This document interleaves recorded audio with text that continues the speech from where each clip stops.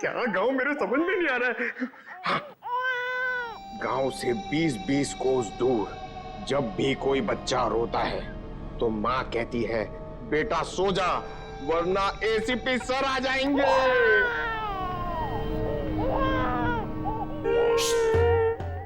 तुम क्यों रो रहे हो? वो बच्चा। अरे सर परेशान कर दिया बच्चों ने। सर मैं रोता हूं ना तो चुप हो जाती है। हे भगवान। पंकज, जो बच्चों को संभालेगा वो दुनिया में किसी को भी संभाल सकता है, समझे? फ्रेडी को देखो। सर ऋषि के इलाज के लिए हमारे डिपार्टमेंट के जितने भी ऑफिसर हैं सबने मदद करने के लिए बोला है सर। पैसे इकट्ठे हो जाएंगे। 10 लाख तो यूं इकट्ठे हो जाएंगे फिर। मगर सर इस बच्चे की गायब होने की कहीं कोई रिपोर्ट लिखवाई नहीं गई है। कहीं ये बच्चा भावेश और ज्योति का ही तो नहीं हो सकता? पड़ोसियों को इसके बारे में कुछ पता ही नहीं। साळुंखे का। हाँ साळुंखे बता। अच्छा तो ठीक है। ये बच्चा भावेश ज्योति का नहीं है। साळुंखे कह रहा है कि डीएनए मैच नहीं हो रहा। तो फिर ये बच्चा है कौन सर? और भावेश के घर में कैसे पहुंचा सर? कहीं ऐसा तो नहीं अभिजीत कि भावेश ज्योति ने अपने बच्चे के ऑपरेशन के पैसे के लिए वो बच्चे को अगवा कर लिया? सर पता करना पड़ेगा कि ये बच्चा कौन से हॉस्पिटल में पैदा हुआ है। वहां से शायद इसके माँ बाप के बारे में कुछ पता कर सकते हैं। हाँ सर बच्ची का नाम तो पता है रानी। बच्चे का नाम रखना पड़ेगा सर कुछ तो। अच्छा नाम आ रहा है दिमाग में। क्या सर?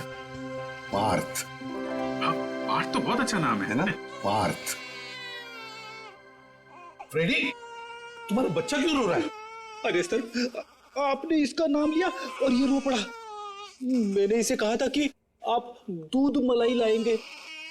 दूध मलाई? अब मेरे लिए नहीं सर, इसके लिए। रेडी सर,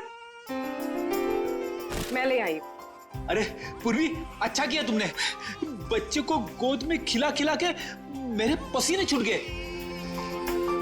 लाइए मैं देखती हूँ।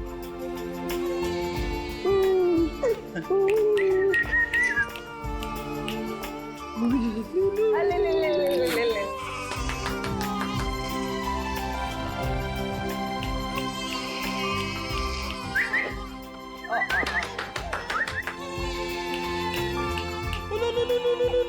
सर, आपको पसीना नहीं आया? बच्चे ने सूसू किया है। अरे बेटा गोद में खिलाने का अच्छा तोहफा दिया तूने। पूर्वी बच्चे की नापी बदल दो और फ्रेडी तुम अपने कपड़े बदल लो। ले ले ले ले ये ले। चाहो तो ना भी सकते हो। डायपर चेंज करके आता हूँ। डायपर? हाँ।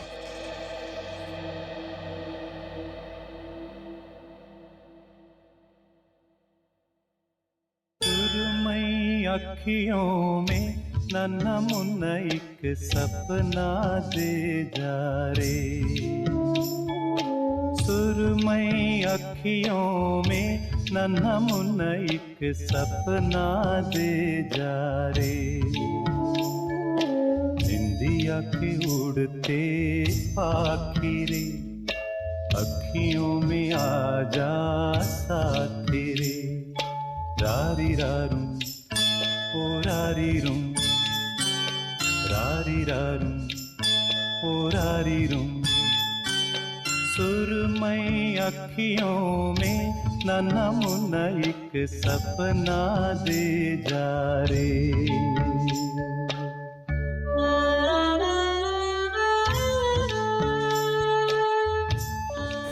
ये तो मन्नू का डब्बा है, नाम भी लिखा है उसका।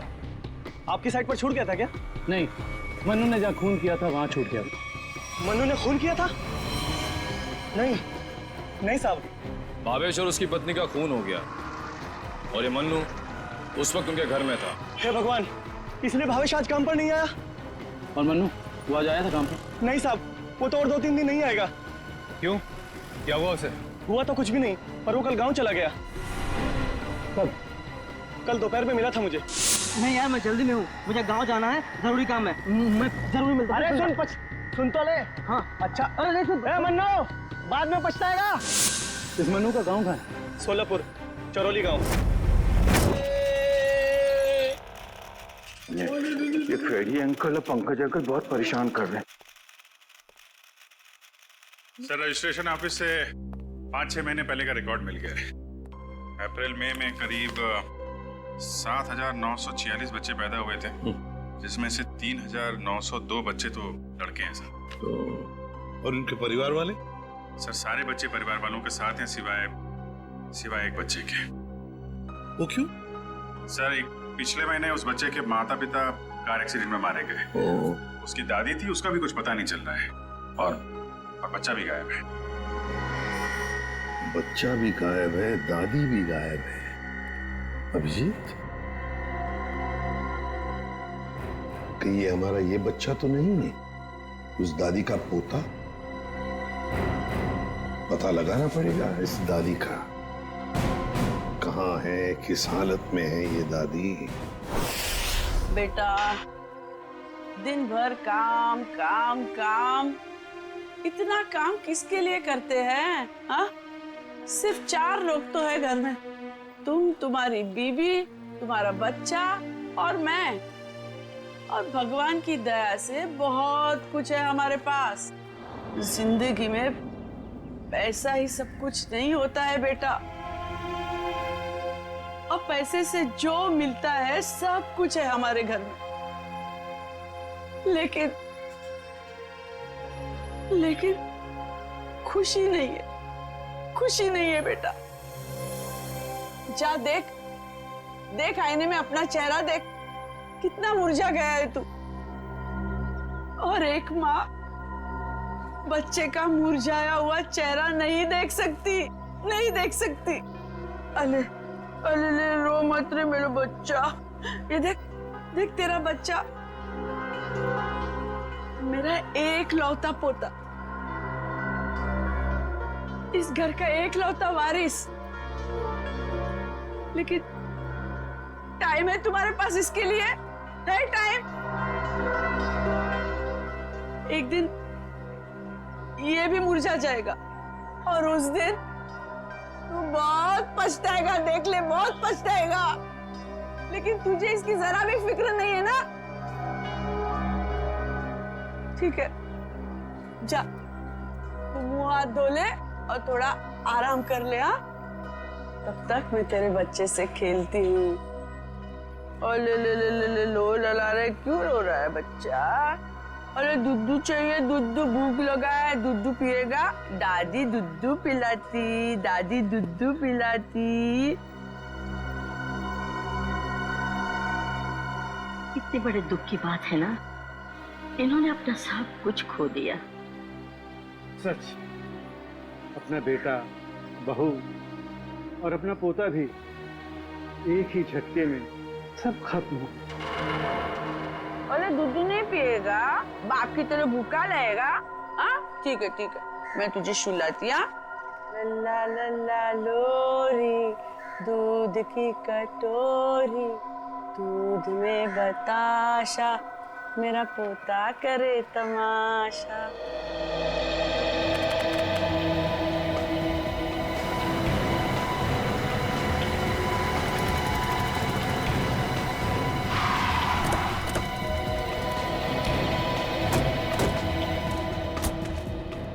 चरौली गांव तो यही है। लोगों से पूछते हैं मन्नू का घर कौन सा है।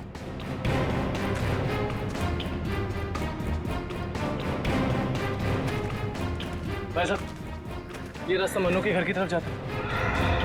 मन्नू साहब, वो रहा मन्नू।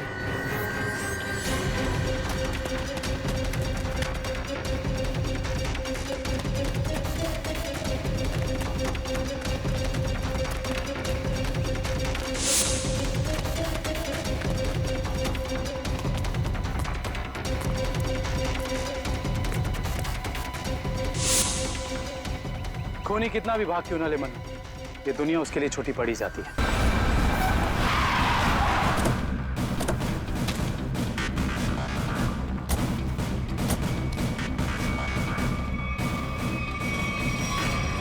आइए सर। सर, सावित्री देवी की दिमागी हालत बहुत खराब है। वो हमेशा खोई खोई रहती है। कभी तो खूब हंसती है और कभी चिल्ला चिल्ला कर रोने लगती है। डॉक्टर्स को दिखाया आपने? दिखाया सर। डॉक्टर ने कहा कि उन्हें कोई बहुत बड़ा सदमा पहुंचा है। आइए सर, आइए।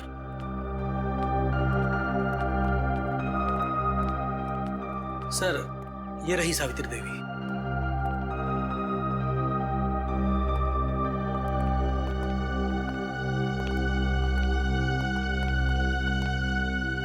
सावित्री जी,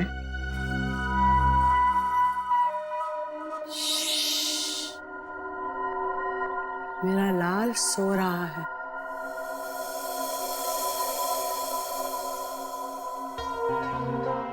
मेरे से बात करना। वैसे आप कैसी हैं? मैं अच्छी हूँ, भली चंगी हूँ, लेकिन तुम कौन हो भाई? हम लोग आपके दोस्त हैं। मेरे दोस्त?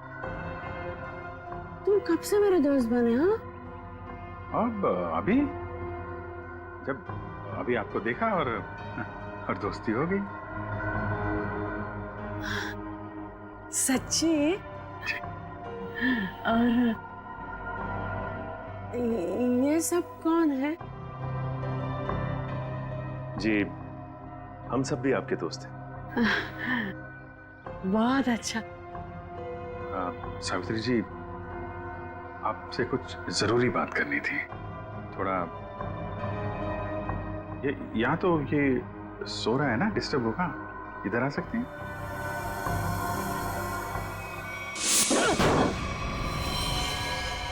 साहब, ना तो मैंने भावेश और उसकी बेबी को मारा है और ना ही मुझे उन 10 लाख रुपए के बारे में कुछ पता है। झूठ बोल रहा है तू मनु।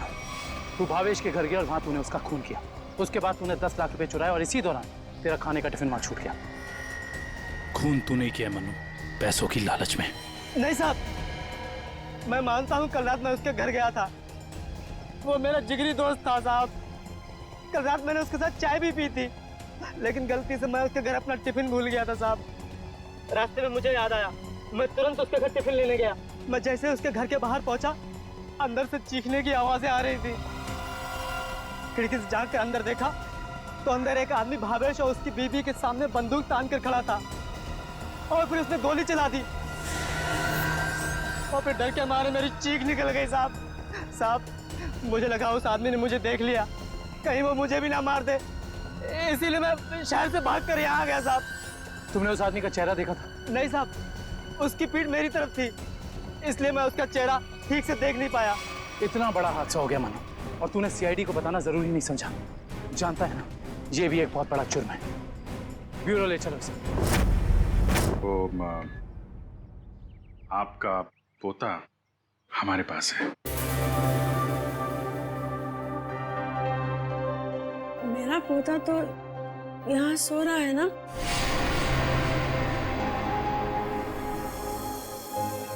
झूठी खबर। सावित्री जी, हम इसकी बात नहीं कर रहे। ये तो खिलौना है। आपके असली पोते की बात कर रहे हैं। जी हाँ, आपके बेटे का बेटा।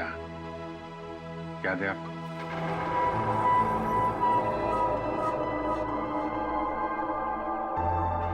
सावित्री जी, आपको अपना बेटा याद है ना? आपका बेटा, आपकी बहू, उनका बच्चा जो अब 6 महीने का हो गया है।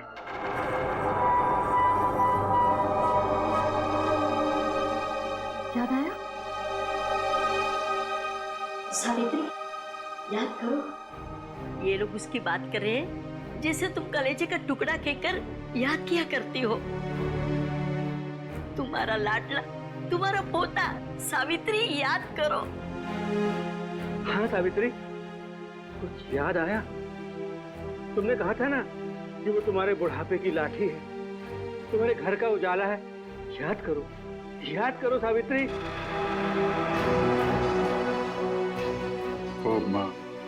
वो हमारे पास है। हम बहुत जल्द आपसे मिलवाएंगे। आप समझ रही हैं ना सावित्री जी? कोई फायदा नहीं है सर, वो आपको कुछ बता नहीं पाएंगे।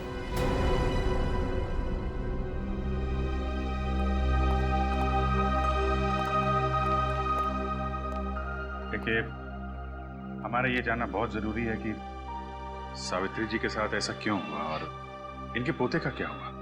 उसको तो शायद अगवा कर लिया गया था। इनसे 20 लाख रुपए भी मांगे गए थे, लेकिन इनके परिवार में तो कोई भी नहीं है। इनके बहू और बेटे की दोनों की एक एक्सीडेंट में मौत हो चुकी है।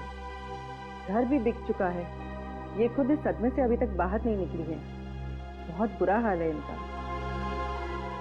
Thank you very much.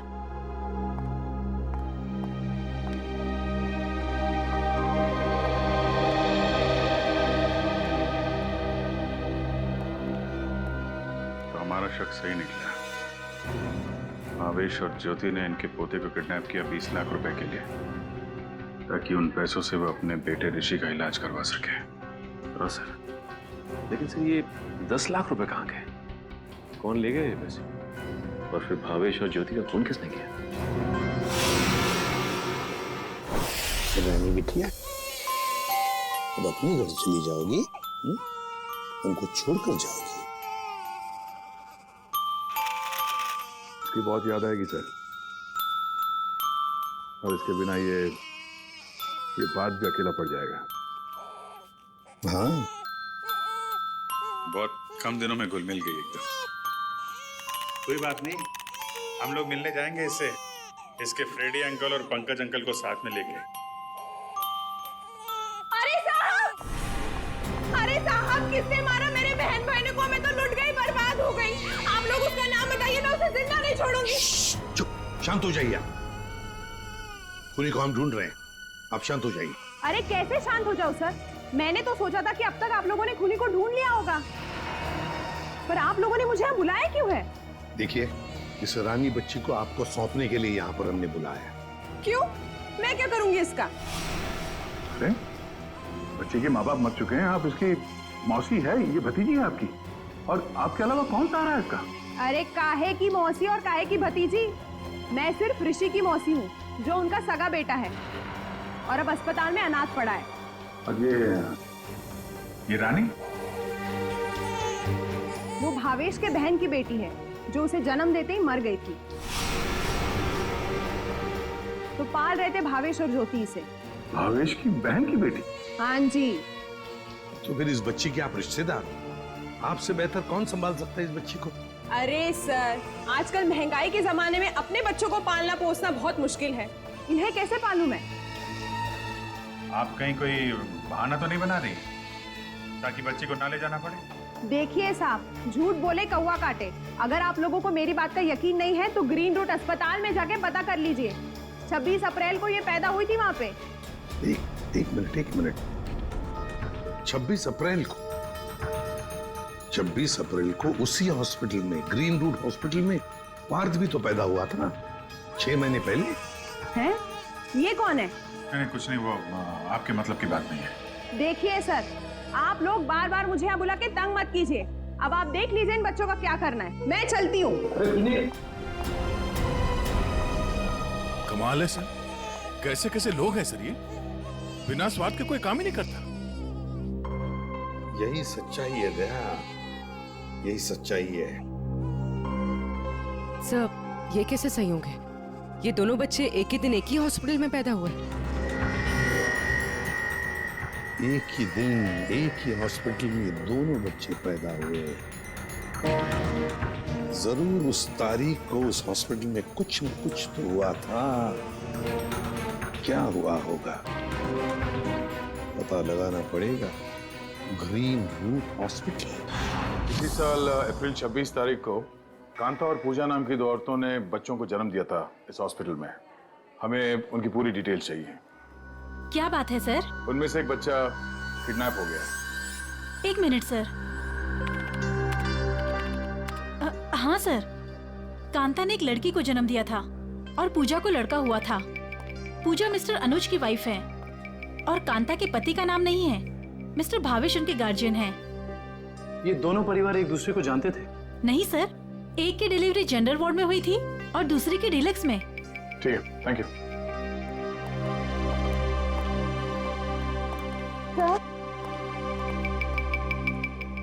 Sir मैं आपको उन बच्चों के बारे में कुछ बताना चाहती हूँ। जी कहिए। वो दोनों डिलीवरी डॉक्टर सुमित और नर्स मधु ने की थी।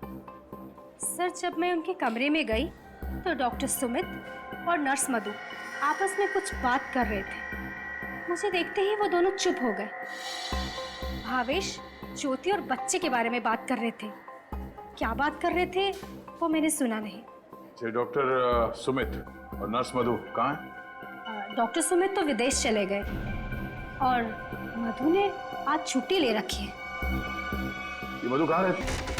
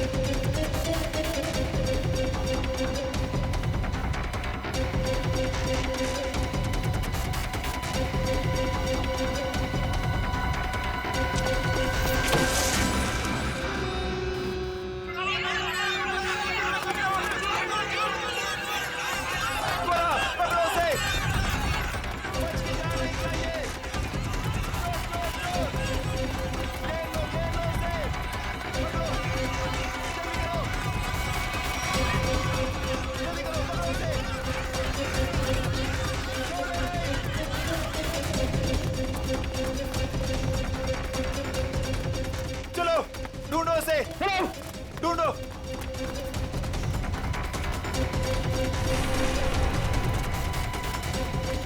मिला क्या चोर? नहीं मिला।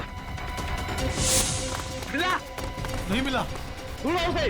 बच के निकलना नहीं चाहिए हमारी शॉल से। हाँ चलो चलो चलो।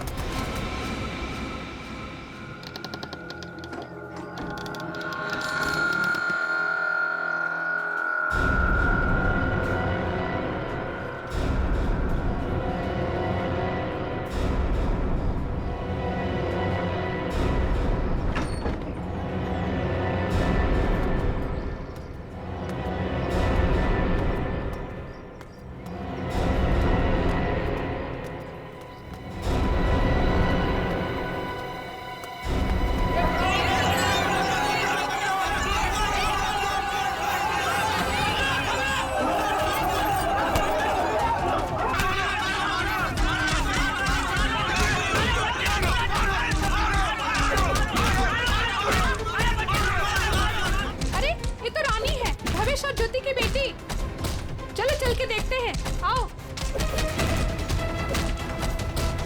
भावेश, ज्योति।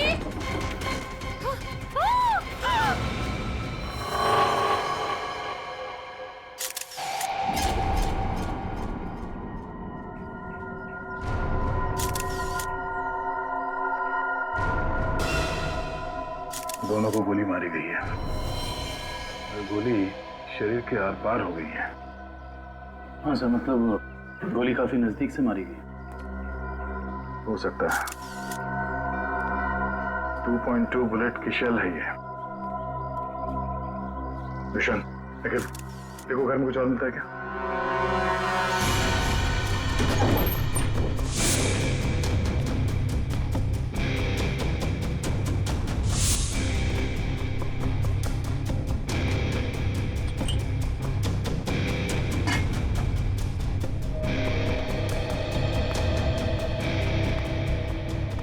तुमने इन दोनों का खून किया और बच्चा लेके भाग रहे थे ऐसे? साहब, मैंने इनका खून नहीं किया। मुझे गन भी चलाने नहीं आती। मैं 2 दिन से भूखा था साहब। सुबह एक घर से खाना चुराया था, लेकिन भीड़ मेरे पीछे पड़ गई तो भीड़ से बचने के लिए इस घर में छुप गया था साहब। इसकी तलाशी ली? हाँ सर, मगर गन नहीं मिली। आप लोगों ने यहाँ गोली चलने की आवाज सुनी थी? नहीं सर, नहीं। बच्चा चुरा के क्यों भाग रहे थे तुम? साहब, भीड़ से भागते हुए चुराया हुआ गला फेंक दिया था। घर में इनको मरा पड़ा देखा और बच्चे इनके पास रो रहे थे। फिर मैंने सोचा बच्ची को बेचेंगे तो पैसा मिल जाएगा साहब, बस कुछ नहीं।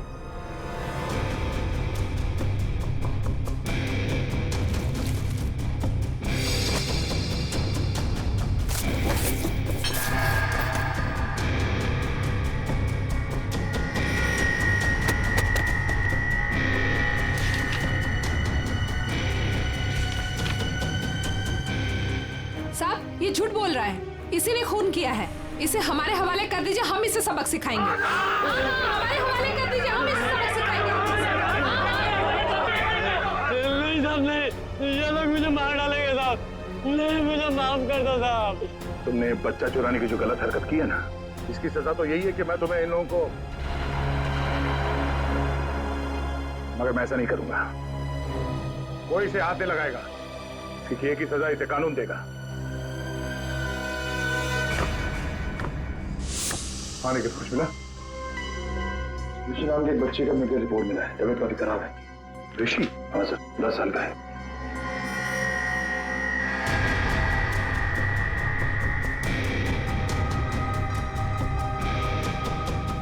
भावेश।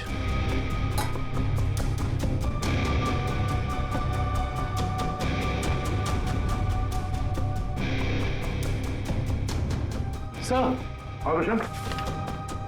सर, ये 3 चाय के कप मिले, इसमें से 2 कप भावेश और ज्योति के हो सकते, और ये तीसरा कप किसी मन्नू का हो सकता है, क्योंकि ये जो टिफिन है इस पे भावेश का नाम लिखा है, लेकिन इस टिफिन पे मन्नू का नाम लिखा है। मन्नू? बच्चे को रोने किया?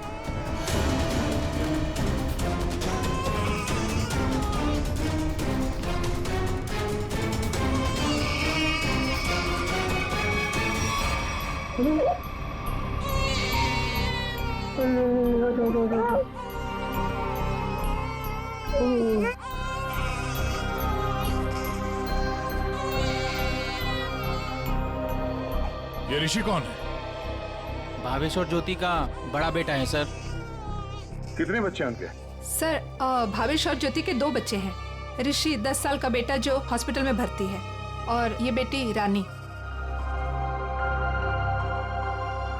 सिर्फ 2 बच्चे? हाँ सर। क्यों? तो फिर ये बच्चा किसका है?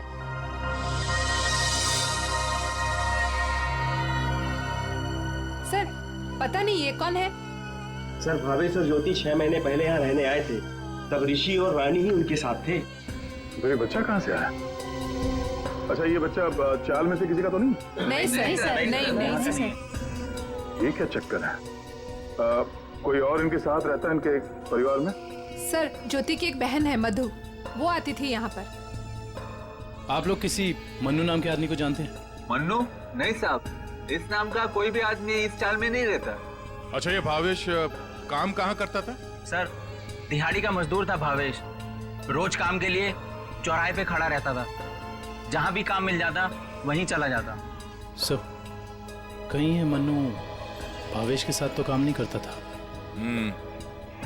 सर, ये बच्चा कौन है ये कैसे पता चलेगा?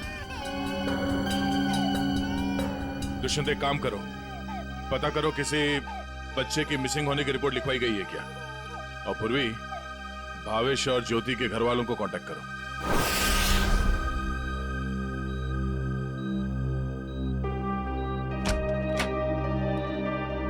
डॉक्टर साहब, हम सीआईडी से। Hello sir. हेलो, ऋषि यही है? हाँ सर, यही है। क्या हुआ सर? हम लोग इससे बात कर सकते हैं? नहीं सर, ये बात करने की हालत में नहीं है। ऐसा क्या हुआ इस बच्चे को? सर, इसे किडनी की प्रॉब्लम है। क्या बात है सर, आप लोग यहाँ कोई प्रॉब्लम? एक्चुअली ऋषि के माँ बाप अब नहीं रहे। क्या? ओह माय गॉड, इसलिए इसके इलाज के लिए आज कोई रकम जमा करने नहीं आया। क्या मतलब? इलाज के लिए रकम? हाँ सर, एक्चुअली ऋषि का आज एक ऑपरेशन होने वाला था। इसके घर वाले आज 10 लाख रुपए जमा करने वाले थे। 10 लाख? ये वो लोग 10 लाख रुपए कैसे जमा कर पाते हैं? सर देखिए, 1 महीना पहले भी ऋषि का ऑपरेशन हो चुका था, और तब भी उन्होंने 10 लाख रुपए जमा कर दिए थे। क्या? और सर, इस ऑपरेशन के लिए भी उन्होंने पैसों का इंतजाम कर दिया था। मैं उन्हीं का वेट कर रहा था। सर, आज मुझे इसे किसी भी हालत में ऑपरेशन करना पड़ेगा, वरना इसकी जान को खतरा है। सर डॉक्टर साहब, आप ही ऑपरेशन शुरू करिए, पैसों का इंतजाम हम लोग करेंगे। ठीक है सर, आप कहते हैं तो हम ऑपरेशन शुरू कर देते हैं। Okay sir.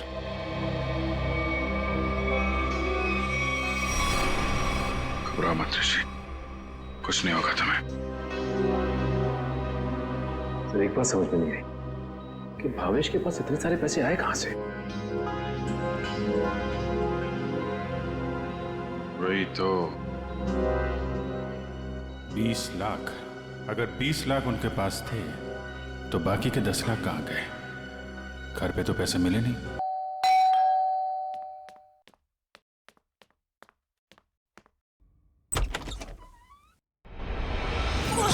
कौन है तू? हाँ? कौन है तू?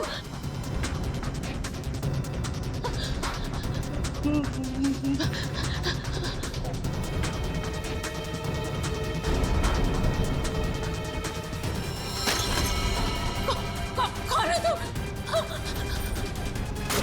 कौन है तू?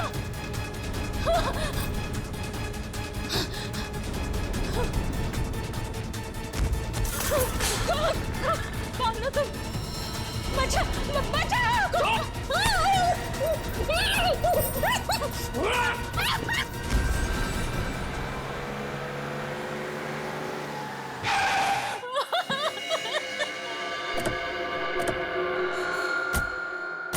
मुझे छोड़ दो।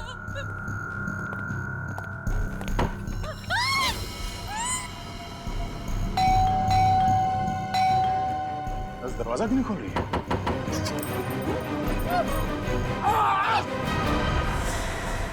क्या हुआ? दरवाजा खोलो, दरवाजा खोलो।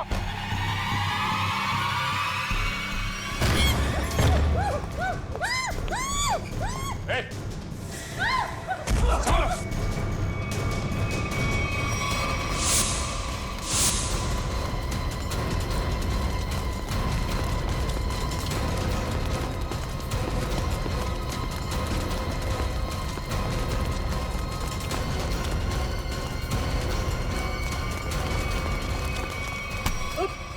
बस बस।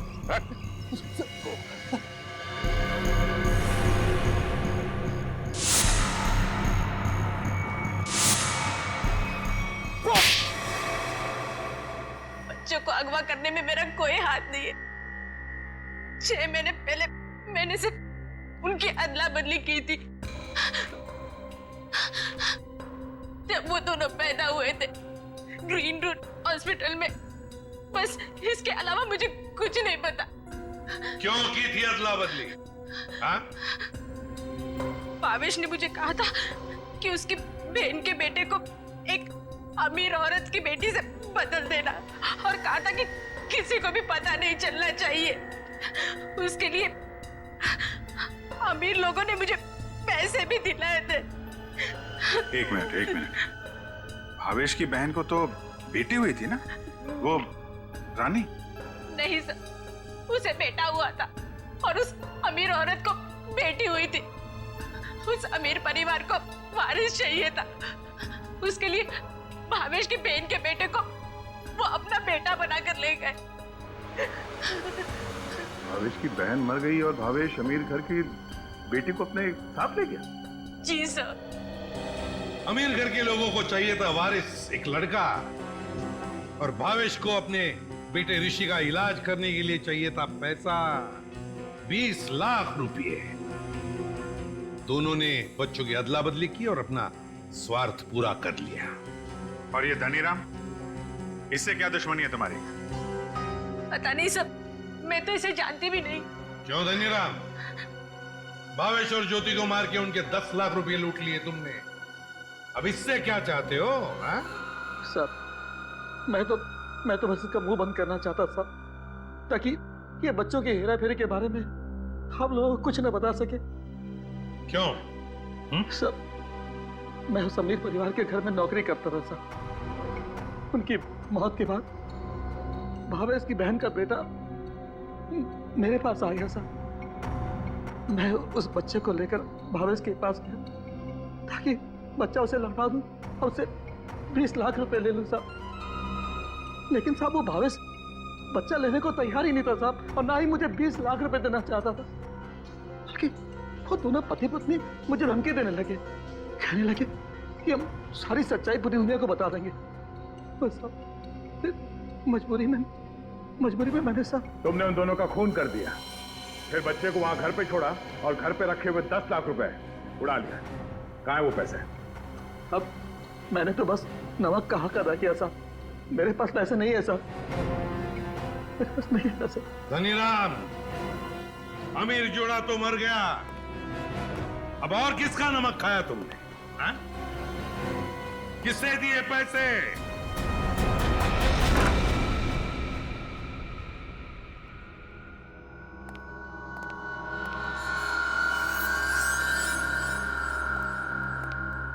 क्यों किया आपने ये सब? देखिए, हमें सब कुछ पता चल चुका है, चुप रहने से कोई फायदा नहीं।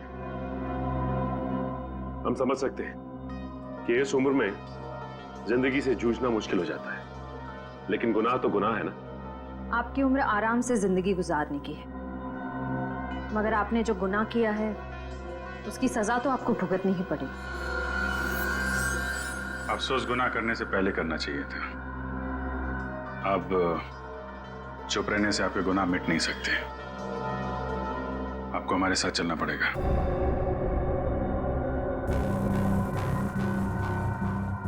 देखिए, हमें जोर जबरदस्ती करने पर मजबूर मत कीजिए। हम सिर्फ आपकी उम्र का लिहाज कर रहे हैं, वरना मुजरिमों से निपटना हमें खूब आता है। श्रेया, सावित्री जी, सावित्री जी,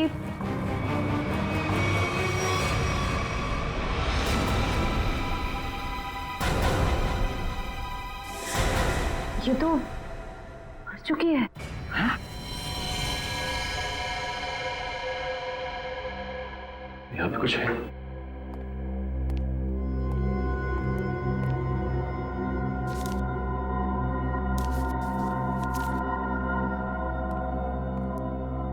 ये देखिए सर, सावित्री जी के हाथ का लिखा लेटर। मैं मुजरिम हूं, ये सब मैंने किया है। एक्सीडेंट में मेरे बेटे और बहू की मौत के बाद मेरा सब कुछ खत्म हो गया। बेटे के लेनदार मेरे पीछे पड़ गए और सब कुछ नीलाम करने के बाद भी मैं उनके कर्जे नहीं चुका सकती थी। इसलिए मैंने धनीराम को भावेश के घर में भेजा कि वो अपनी बहन का बेटा वापस ले ले और जो 20 लाख रुपए मैंने दिए थे वो मुझे लौटा दे। लेकिन भावेश ने मना कर दिया और गुस्से में धनीराम ने उनका खून कर दिया। ये सब मैंने वारिस के चक्कर में किया था। अपनी पोती को दे के बेटा चाहती थी मैं। ये मेरी सबसे बड़ी भूल थी। बेटी हो या बेटा, कोई फर्क नहीं पड़ता, दोनों भगवान की देन है। मैं ऐसी शर्मनाक जिंदगी नहीं जी सकती, इसलिए मैं खुदकुशी कर रही हूं। हो सके तो मुझे माफ कर देना सावित्री।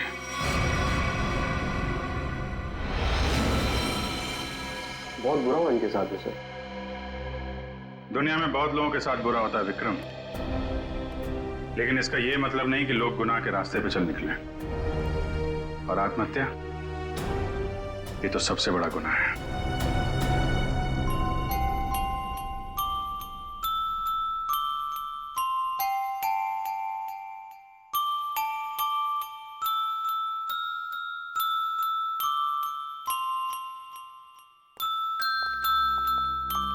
आप लोग प्लीज थोड़ी देर यहीं रुकिएगा। हेलो बोलो, हेलो, ये लो, हेलो, हेलो, हेलो। दया,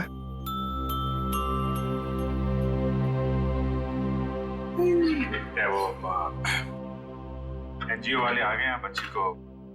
सर, मेरी एक रिक्वेस्ट थी सर। वो मैं जानता हूँ तुम बच्ची को खुद छोड़ने जाना चाहते हो ना, तो हम भी चलेंगे छोड़ने के लिए उसको। नहीं विजित, वो बात नहीं है।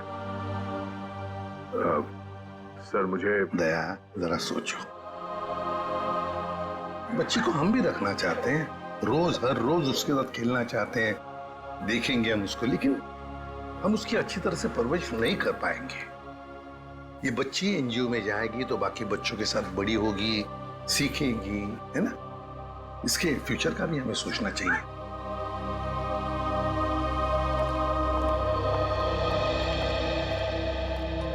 सर आप चिंता मत कीजिए, हम आपसे प्रॉमिस करते हैं कि हम बच्चों का पूरा ख्याल रखेंगे।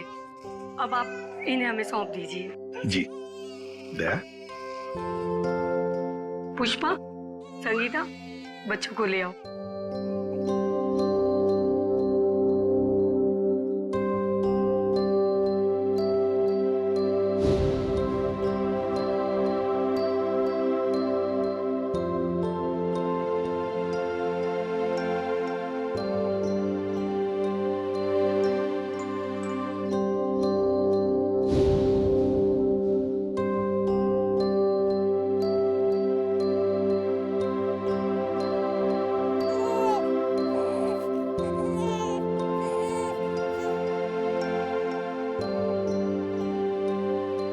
सर हम ऋषि की भी पूरी जिम्मेदारी उठाने को तैयार हैं। उसकी हर सुविधा का हम ख्याल रखेंगे। पता है मुझे, लेकिन देखिए ऋषि के इलाज के सारा खर्चा सीआईडी उठाएगी। Okay ji. Thank you. Thank you.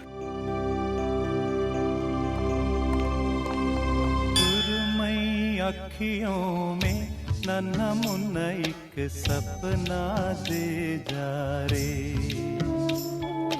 सुरमई अखियों में नन्हा मुन्ना एक सपना दे जा रे।